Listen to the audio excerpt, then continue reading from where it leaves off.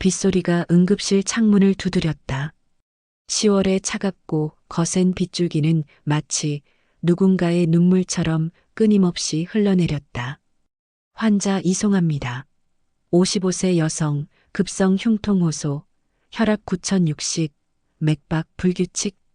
구급대원들의 다급한 목소리가 응급실 복도에 울려 퍼졌다.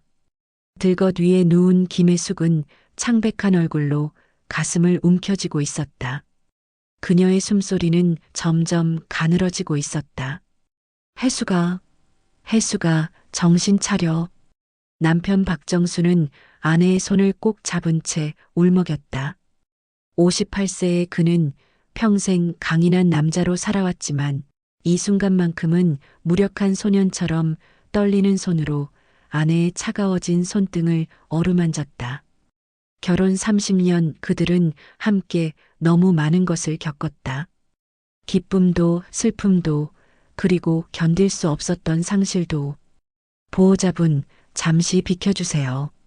지금 응급처치가 필요합니다. 간호사가 정수를 밀어내듯 옆으로 보냈다. 의료진이 혜숙을 둘러쌌다. 심전도 모니터의 불규칙한 신호음이 정수의 심장 박동과 함께 뛰는 것 같았다. 바로 그때였다. 응급심전도 바로 준비하세요. 니트로글리세린 설화 투여 즉시. 의사 가운을 휘날리며 한 여성이 급히 뛰어들어왔다. 그녀는 재빠르게 혜숙의 상태를 확인하며 명령을 내렸다. 30대 중반으로 보이는 그녀의 움직임은 정확하고 신속했다. 검은 머리를 단정하게 묶은 그녀의 옆모습에서 어딘지 모를 익숙함이 느껴졌다. 정수는 그 순간 숨이 멎는 것 같았다. 여의사가 고개를 돌려 보호자 쪽을 바라본 순간 정수는 그 얼굴을 똑똑히 보았다. 큰 눈, 또렷한 눈매, 작은 코, 그리고 입술 옆에 작은 점. 아니, 이럴 수가. 그의 시선은 그녀의 가슴에 달린 이름표로 향했다. 박윤서, 응급의학과 전문의. 박윤서. 그 이름을 본 순간 정수의 다리에 힘이 풀렸다. 그는 벽에 기대어 겨우 몸을 지탱했다. 25년 전 그가 잃어버린 딸의 이름이었다. 사고로 차갑고 어두운 물속으로 사라진 딸의 이름. 보호자분, 괜찮으세요? 간호사가 창백해진 정수를 부축했다. 아니, 괜찮습니다. 정수는 고개를 저었지만 그의 눈은 여전히 윤서에게 고정되어 있었다. 윤서는 환자에게만 집중한 채 빠르게 지시를 내렸다. 심근경색 의심됩니다. 심장내과 협진 즉시 카테터실 준비하세요. 보호자분께는 수술 동의서 설명 부탁드립니다. 그녀의 목소리는 침착하고 전문적이었다. 하지만 정수의 귀에는 그 목소리가 25년 전 천진난만하게 아빠라고 부르던 작은 목소리와 겹쳐 들렸다. 혜숙이 응급수술실로 옮겨지는 동안 정수는 멍하니 그 자리에 서 있었다. 빗소리는 더욱 거세졌고 형광등 불빛 아래서 그의 그림자는 길게 늘어져 있었다. 윤서라니. 설마 그럴 리가 없어. 그냥 이름이 같은 거겠지. 하지만 그의 가슴 깊은 곳에서는 무언가가 요동쳤다.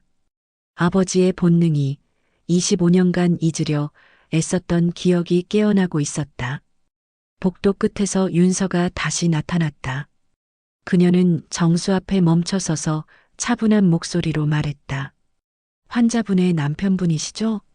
부인께서 급성 심근경색으로 긴급 수술이 필요합니다. 지금 바로 동의서에 서명해 주셔야 합니다.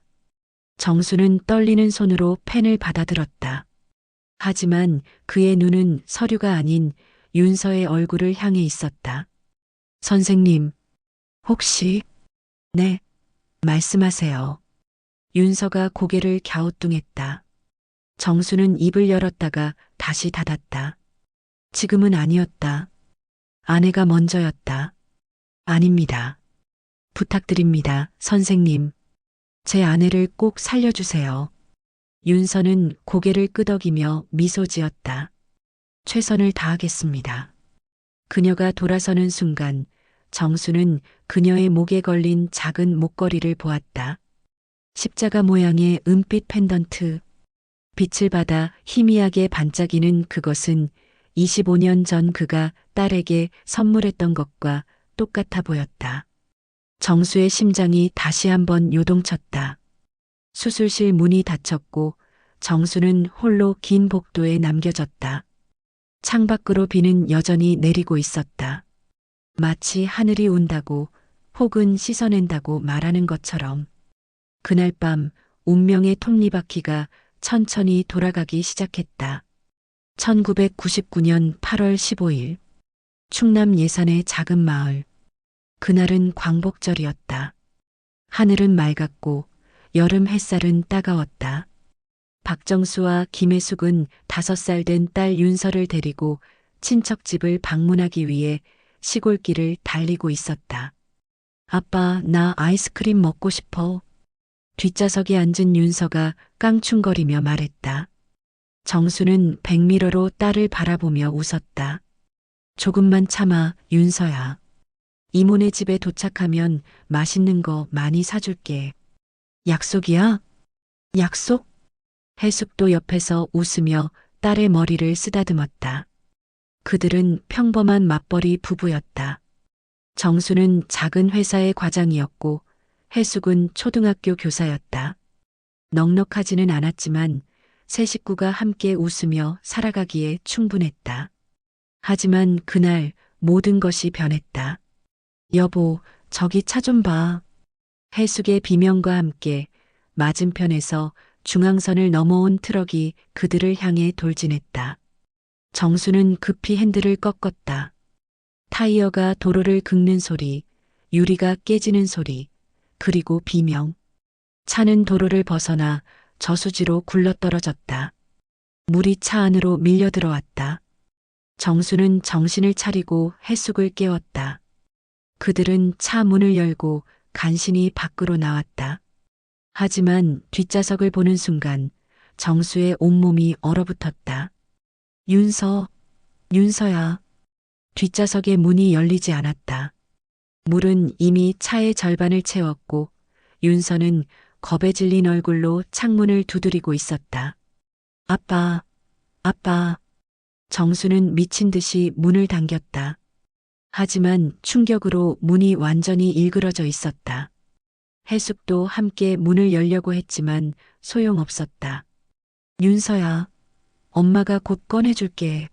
조금만 참아. 하지만 물은 무정하게 차오르고 있었다. 윤서의 얼굴이 물에 잠기기 시작했다. 그 작은 손이 창문을 두드리다가 천천히 힘을 잃어갔다. 안 돼. 윤서야. 안 돼. 정수는 비명을 지르며 물속으로 다시 들어갔다. 하지만 차는 이미 완전히 물에 잠기고 있었다. 그는 창문을 주먹으로 쳤다. 피가 났지만 느낄 수 없었다. 누군가가 그를 끌어올렸다. 근처에 있던 주민들이었다. 나 줘. 내 딸이 있어. 윤서가 있어. 정수는 발버둥 쳤지만 체력이 다한 그는 결국 의식을 잃었다. 병원에서 깨어났을 때 그는 침대 옆에 앉아 울고 있는 해숙을 보았다. 해숙아. 해숙은 고개를 들었다. 그녀의 눈은 새빨갛게 충혈되어 있었다. 윤서는 어떻게 됐어? 해숙은 대답하지 못했다. 그저 고개를 저을 뿐이었다. 경찰이 들어왔다. 유가족분들 정말 죄송합니다. 저희가 나흘간 수색했지만 시신을 찾지 못했습니다. 물살이 너무 세서 하리로 떠내려간 것 같습니다. 정수는 그 말을 듣고 벽을 향해 주먹을 내리쳤다. 찾아야지. 계속 찾아야지. 우리 딸이 어딘가 있어. 정수 씨, 진정해. 진정하라고? 어떻게 진정해? 내가 윤서를 죽였어. 내가. 그날 이후 정수와 해숙의 삶은 산산조각 났다. 그들은 서로를 원망했다. 왜 그날 가자고 했는지, 왜 길을 그쪽으로 갔는지, 왜 더 빨리 문을 열지 못했는지. 장례식도 치를 수 없었다. 시신이 없었으니까. 그들은 빈관에 윤서의 인형과 옷을 넣어 작은 묘를 만들었다. 해숙은 매일 그 묘 앞에 앉아 있었다. 윤서야, 엄마 여기 있어. 추우면 안 돼.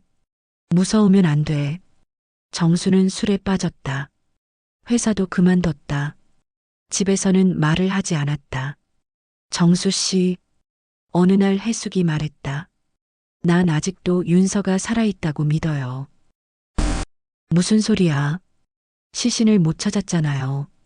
누군가 구해줬을 수도 있어요. 어딘가에 살아있을지도 몰라요. 해수가 제발 정신 차려. 윤서는 죽었어. 우리가 죽인 거야. 해숙은 눈물을 흘리며 고개를 저었다. 아니에요. 나는 믿을 거예요. 언젠가 우리 딸이 돌아올 거라고. 하지만 현실은 냉혹했다. 세월이 흘러도 윤서는 나타나지 않았다. 정수와 해숙은 서로를 향한 원망과 죄책감 속에서 살아갔다. 그들은 여전히 부부였지만 마음은 이미 멀어져 있었다. 25년이 흘렀다. 그리고 그날 밤 운명이 다시 그들을 불러냈다. 수술실 문이 열렸다. 새벽 2시. 정수는 의자에서 벌떡 일어났다. 5시간의 기다림은 평생처럼 느껴졌다. 흰 가운을 입은 윤서가 마스크를 벗으며 걸어 나왔다. 그녀의 이마에는 땀이 맺혀 있었다. 보호자분. 윤서가 정수 앞에 섰다. 정수는 숨을 죽이고 그녀를 바라보았다. 수술은 잘 끝났습니다. 관상동맥 중 2곳이 막혀 있었는데 스텐트 삽입술로 혈류를 회복시켰습니다. 앞으로 약물 치료와 생활 습관 관리가 중요합니다. 그럼 괜찮은 건가요? 네. 회복하시면 퇴원 가능합니다. 하지만 재발 방지를 위해 정기 검진이 필요합니다. 정수는 무릎이 꺾이며 주저앉았다. 안도의 눈물이 흘러내렸다. 감사합니다. 정말 감사합니다, 선생님. 윤서는 잠시 당황한 듯 보이다가 부드럽게 말했다. 제 일을 한 것뿐입니다. 환자분은 강하신 분이에요. 곧 깨어나실 겁니다.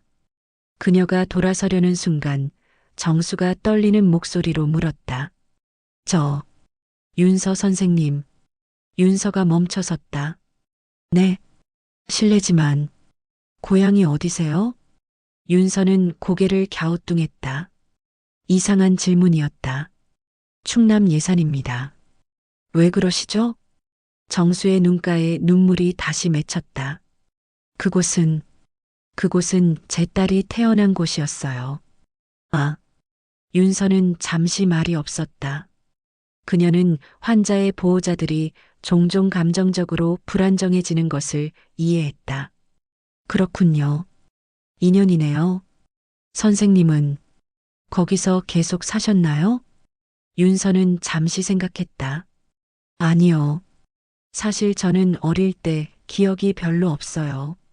할머니 손에 자랐는데 할머니께서 저를 강가에서 발견하셨다고 하셨어요. 그때 제 나이가 5살 정도였대요.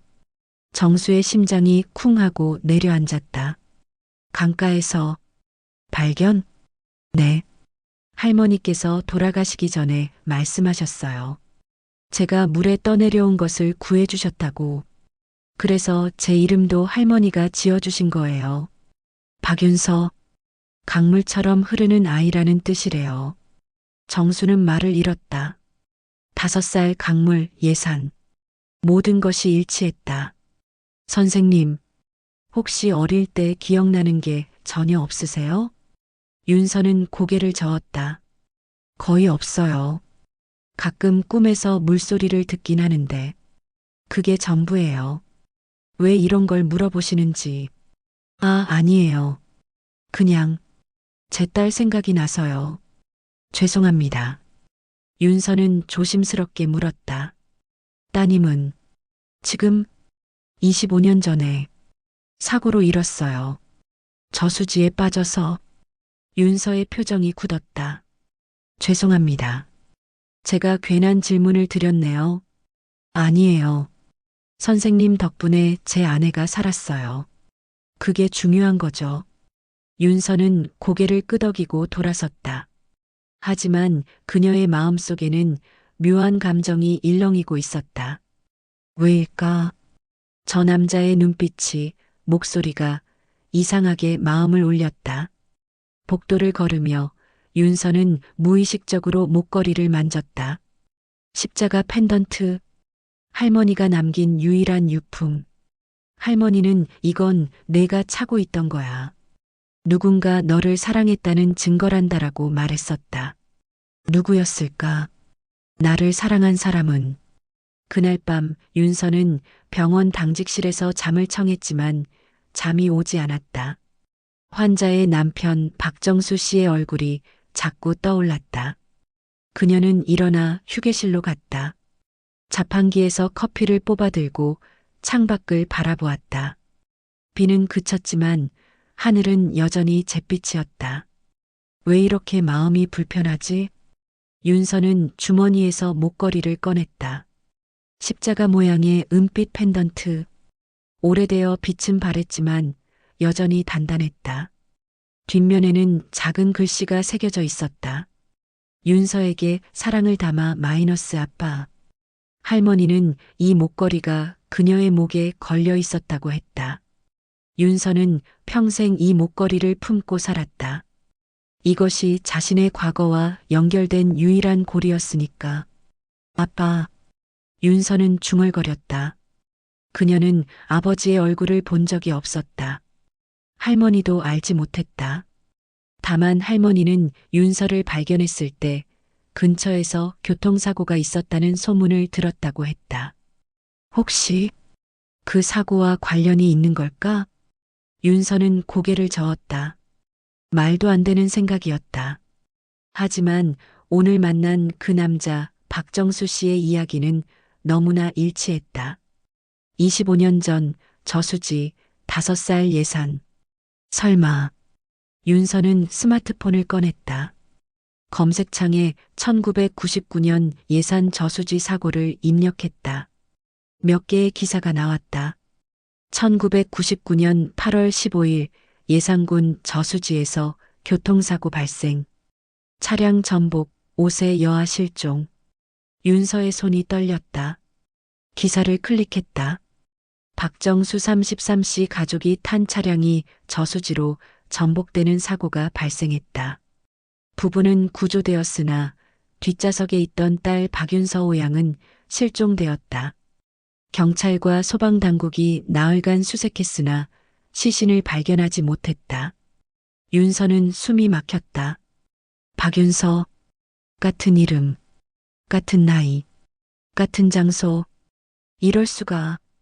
그녀는 손으로 입을 막았다. 심장이 미친 듯이 뛰었다. 머릿속이 복잡했다. 만약, 정말 만약에 그 기사 속의 박윤서가 자신이라면? 하지만 확신할 수 없었다. 기억이 없었다. 단지 이름과 상황이 일치할 뿐. 윤서는 다시 목걸이를 바라보았다. 아빠라는 글자가 그녀를 응시하고 있었다. 알고 싶어. 진실이 알고 싶어. 며칠 후 해숙은 일반 병실로 옮겨졌다. 상태는 안정적이었다. 정수는 매일 병원을 찾아 아내 곁을 지켰다. 여보, 괜찮아. 이제 집에 가서 쉬어. 해숙이 말했다. 하지만 정수는 고개를 저었다. 난 괜찮아. 그리고 해수가 너한테 할 말이 있어. 뭔데? 정수는 잠시 망설이다가 말했다. 너를 수술한 의사. 이름이 박윤서야. 해숙의 눈이 커졌다. 뭐라고? 그리고 그 선생님. 25년 전 강가에서 발견됐대. 할머니 손에 자랐고 예산 출신이래. 해숙은 침대에서 일어나려 했다. 그럼 혹시 아직 확실하지 않아. 하지만 가능성은 있어. 해숙의 눈에 눈물이 고였다. 정수 씨, 정말 우리 윤서일까? 모르겠어. 하지만 확인해보고 싶어. 내가 오늘 다시 그 선생님을 만날 거야. 정수는 주머니에서 낡은 사진을 꺼냈다. 25년 전 윤서가 5살 때 찍은 사진이었다. 사진 속 윤서는 밝게 웃고 있었고 목에는 십자가 목걸이가 걸려 있었다. 이걸 보여줄 거야. 정수는 병실을 나와 복도를 걸었다. 간호사에게 물어보니 윤서는 오늘 오후에 회진을 돈다고 했다. 그는 복도 벤치에 앉아 기다렸다. 1시간쯤 지났을까? 윤서가 차트를 들고 복도를 걸어왔다. 정수는 벌떡 일어섰다. 윤서 선생님. 윤서가 멈춰섰다. 아, 환자 보호자분. 부인께서는 회복 잘 되고 계세요. 네, 감사합니다. 저 선생님께 잠깐 드릴 말씀이 있는데 시간 괜찮으세요?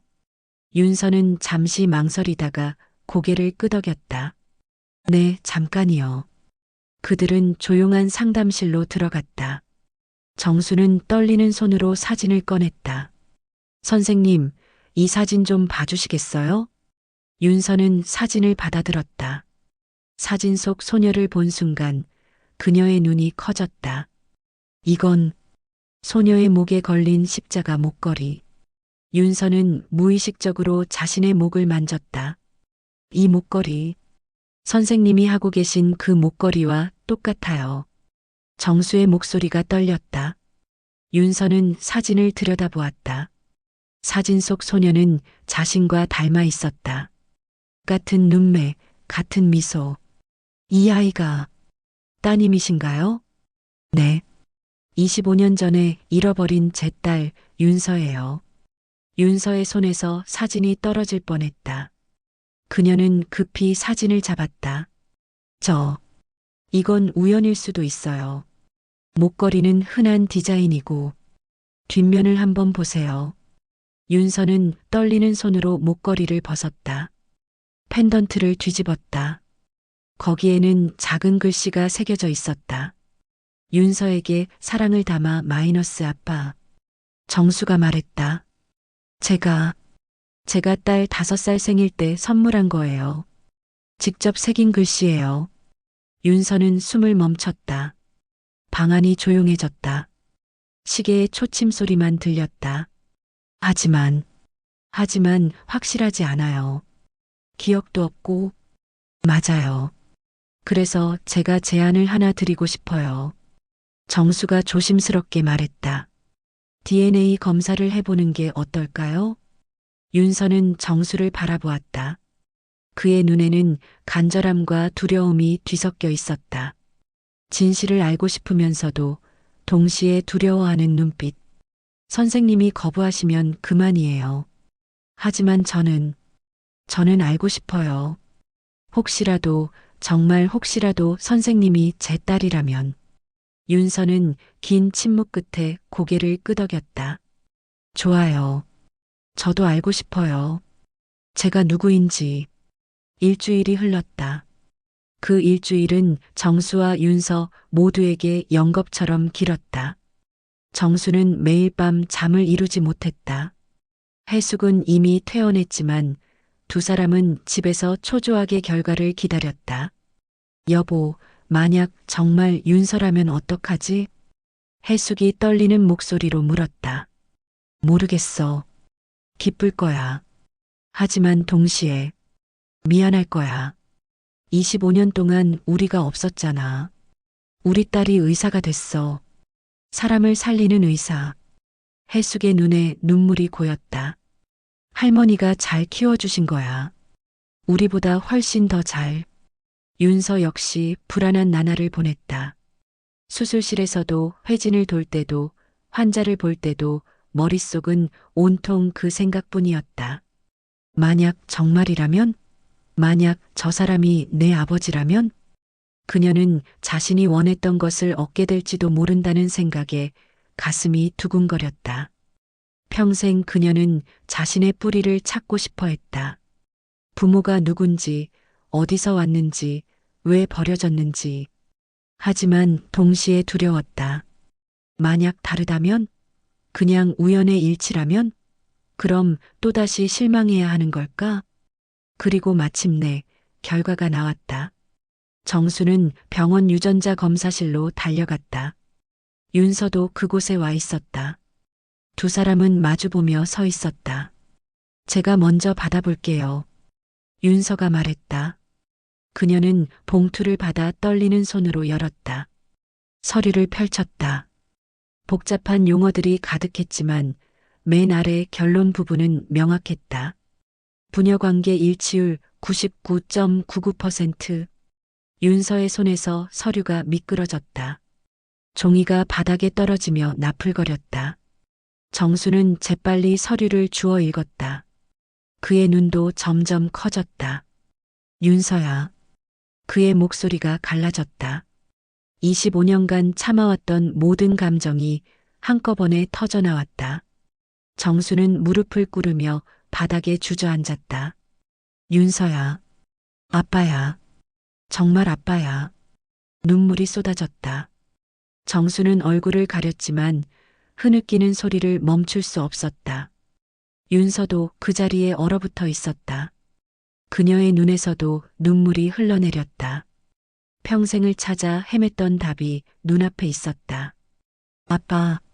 그 단어가 입 밖으로 나오는 순간 뭔가가 터졌다. 오래전 잊혀진 기억의 조각들이 떠올랐다. 물소리, 비명, 창문을 두드리던 손, 그리고 윤서야 라고 부르던 목소리.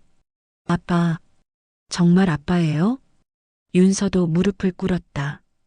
두 사람은 복도 한가운데서 서로를 마주보며 울었다.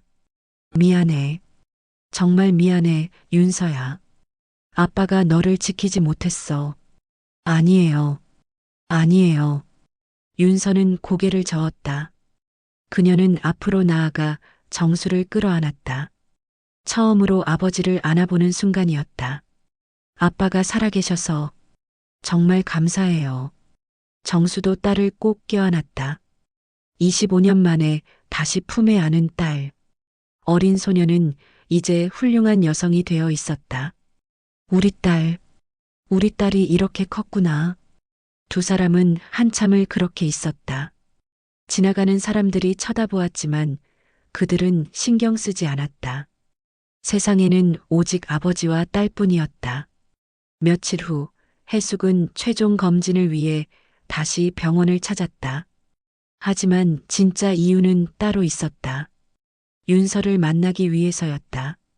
정수는 미리 윤서에게 말해두었다. 오늘 어머니를 만나게 될 거라고. 윤서는 긴장되면서도 기대에 찼다. 진료실 문이 열렸다. 해숙이 들어왔다. 그녀는 문 앞에서 멈춰섰다. 윤서는 의자에서 일어났다. 두 사람은 서로를 바라보았다. 해숙은 윤서의 얼굴을 천천히 살폈다. 큰 눈, 똑똑한 인상, 작은 점. 모두 자신의 어린 시절과 닮아 있었다. 윤서야. 해숙의 목소리가 떨렸다.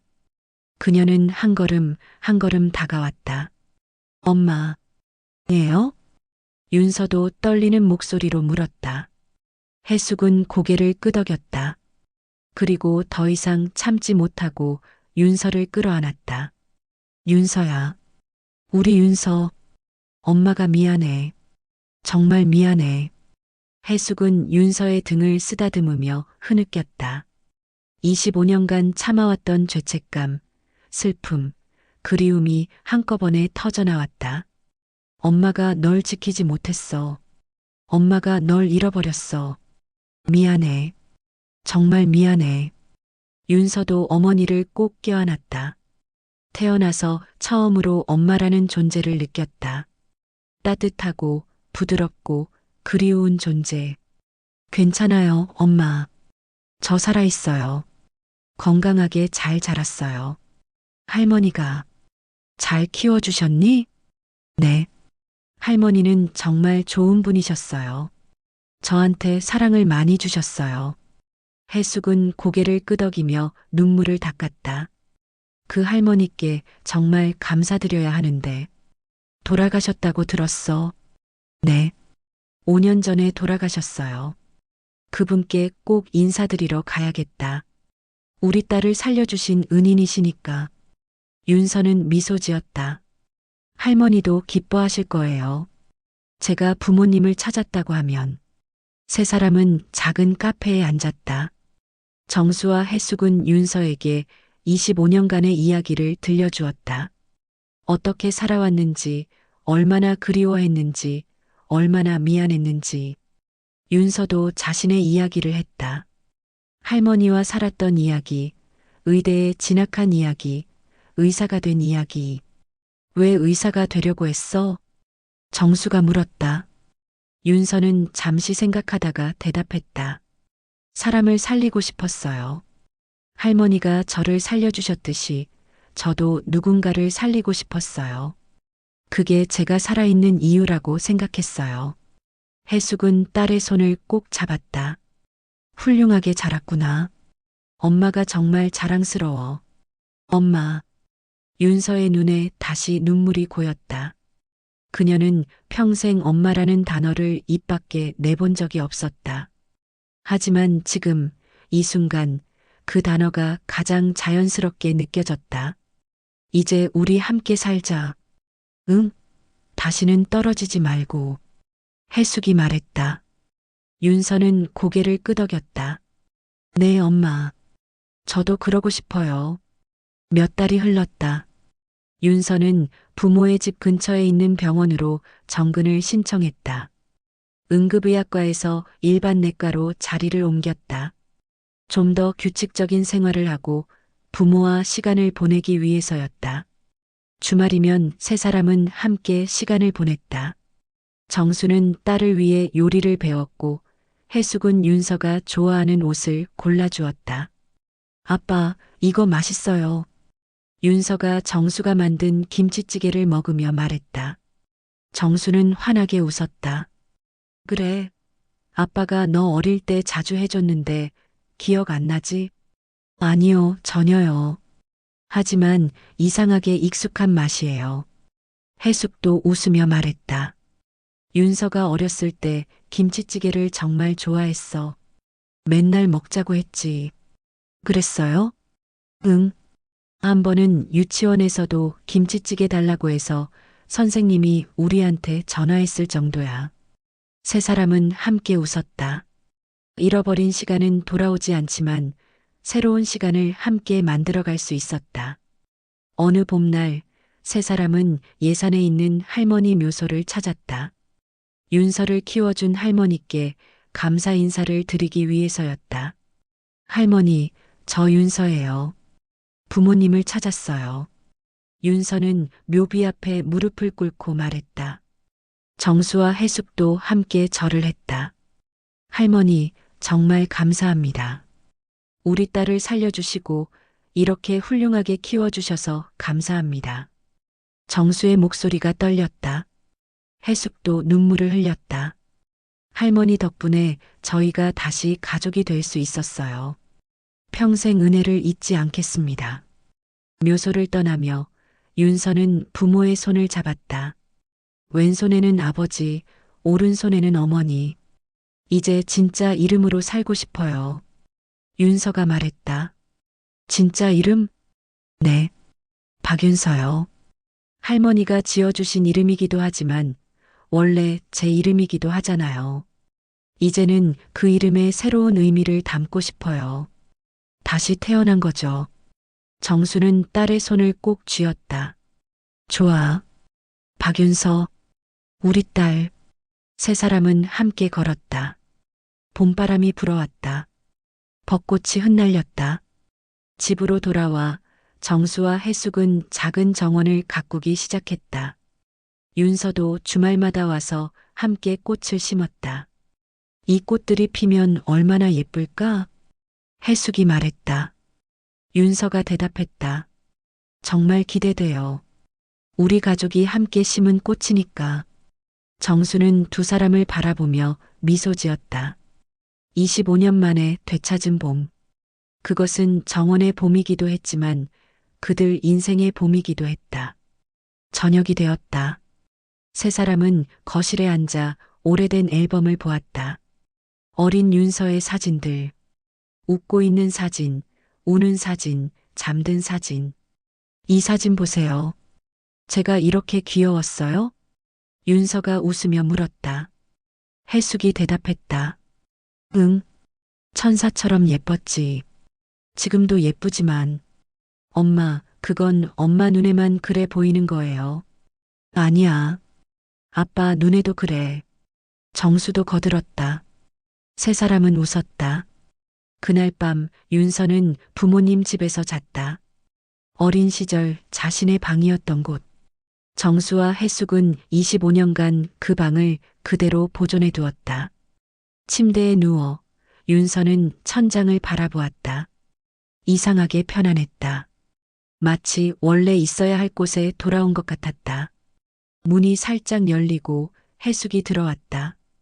윤서야, 아직 안 잤니? 네, 엄마. 혜숙은 침대 옆에 앉았다. 그리고 윤서의 이마에 키스했다. 잘 자, 우리 딸. 사랑해. 저도 사랑해요, 엄마. 혜숙이 나가고 방은 다시 어두워졌다. 윤서는 눈을 감았다. 마음이 따뜻했다. 25년 만에 그녀는 드디어 집에 돌아왔다. 그리고 이제 새로운 시작이었다.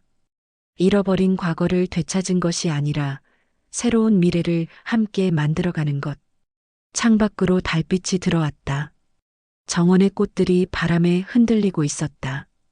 곧 봄이 올 것이다. 그들의 정원에, 그들의 삶에. 25년이라는 긴 세월 동안 떨어져 있었지만 운명은 결국 그들을 다시 만나게 했다. 사고로 잃어버린 딸, 의사가 되어 돌아온 딸, 그리고 다시 만난 가족. 그들의 이야기는 끝이 아니라 새로운 시작이었다. 상처는 아물었고 눈물은 마르고 이제 웃음이 그 자리를 채웠다. 정원에 심은 꽃들처럼 그들의 사랑도 다시 피어났다. 가족이란 무엇인가? 피로 이어진 것일까? 아니면 사랑으로 이어진 것일까? 박정수, 김혜숙, 그리고 박윤서는 깨달았다. 가족은 둘 다였다. 피로도 사랑으로도 이어진 끈이었다. 그리고 그 끈은 25년이라는 세월도, 물도, 거리도 끊을 수 없었다. 봄은 왔고 그들은 함께였다. 그것으로 충분했다.